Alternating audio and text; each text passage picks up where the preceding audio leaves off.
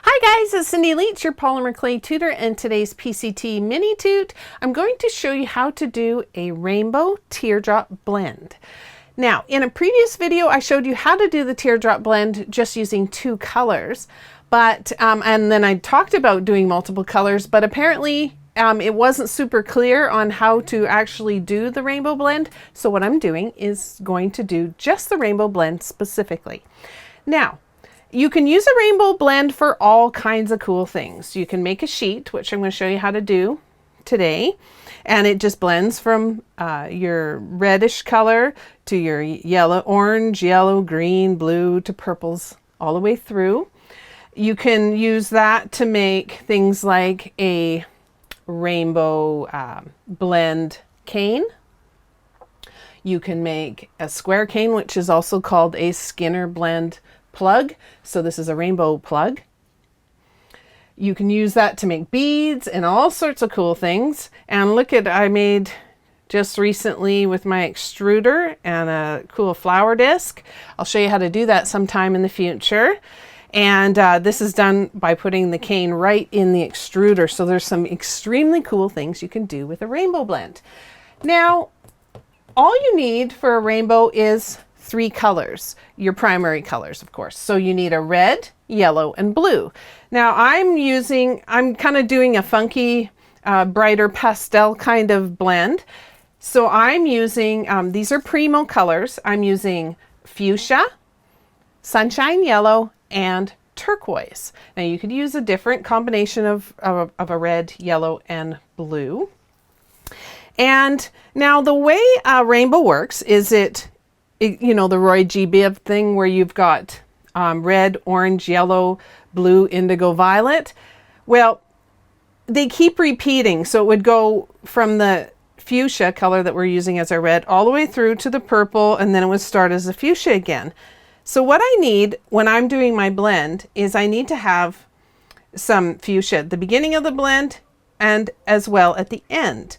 Now I've got, for the amounts I'm using, now you can use whatever amounts you want, and each different color is going to have a different strength to it. But for these particular colors, the fuchsia is pretty strong, and the sunshine yellow and the turquoise aren't quite as strong. So I'm going to use twice as much of these two colors than I am of the fuchsia. So I'm using a half a block of the fuchsia on each end, and then section of each one. Now, I'm going to shape those into teardrops. Now, I've warmed up this clay already a bit and conditioned it.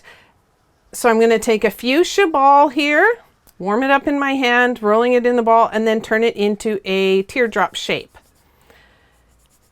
Now, this is a much easier way to do a rainbow blend than the traditional Skinner blend way. So I've got my teardrop sitting there for the fuchsia. Next I need my yellow, so I've got sunshine yellow. You can see this ball is twice as big. And that's the cool thing about this teardrop blend, is if you have a weaker color, you just make a bigger ball of it. And you can still do the blend just as easy. So I'm making it into a teardrop. Make sure to have a good decent point on the end there. You want it pointy so that it's like a real triangle shape. Laying it right next to it. Whoops. Go to the blue, which is turquoise in this case. Warm that up.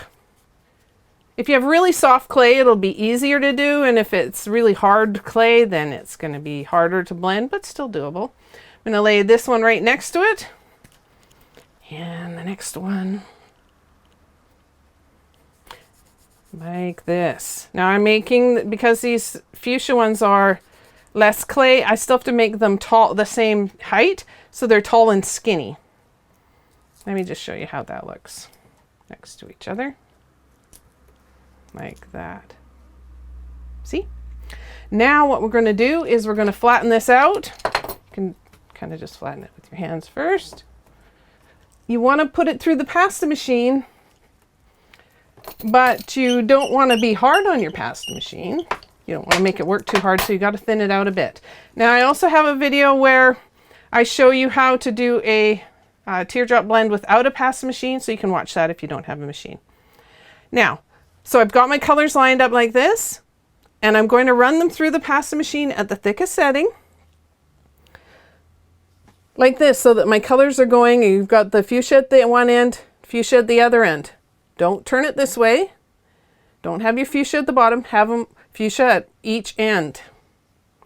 Then we're going to run it through the pasta machine like this.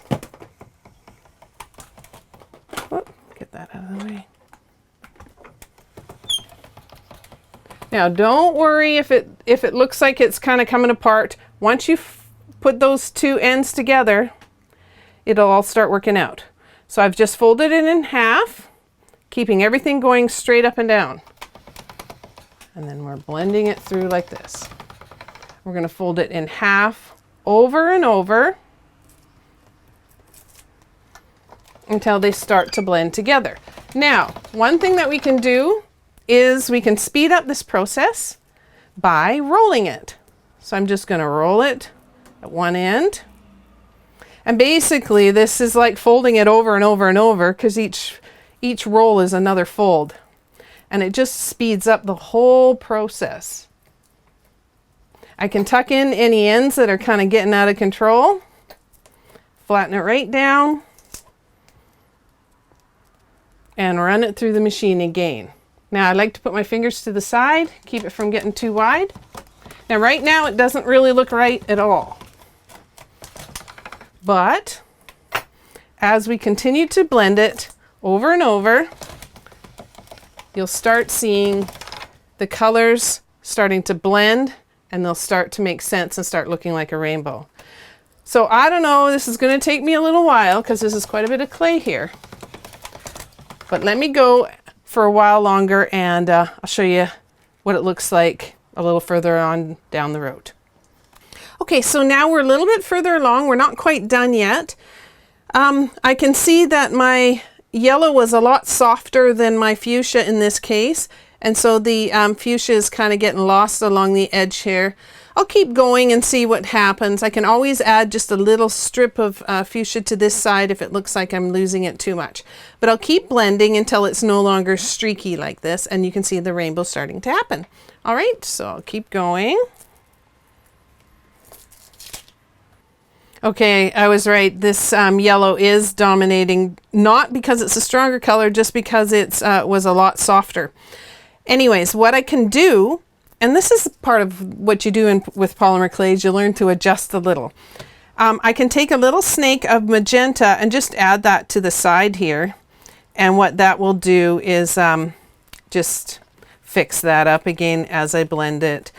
So I'll go and do that again. So you can just fold that right in there.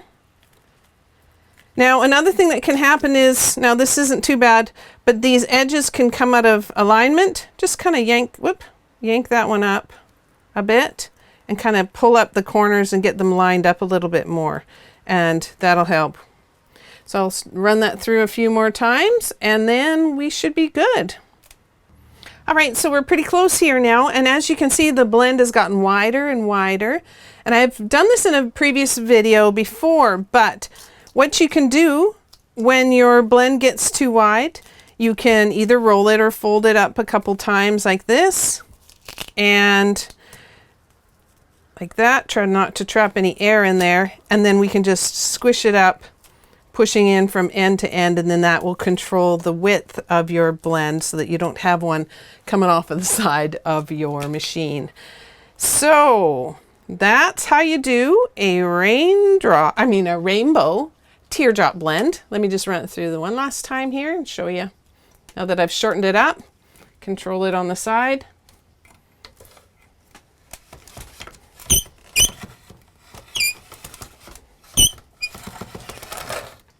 And there you go.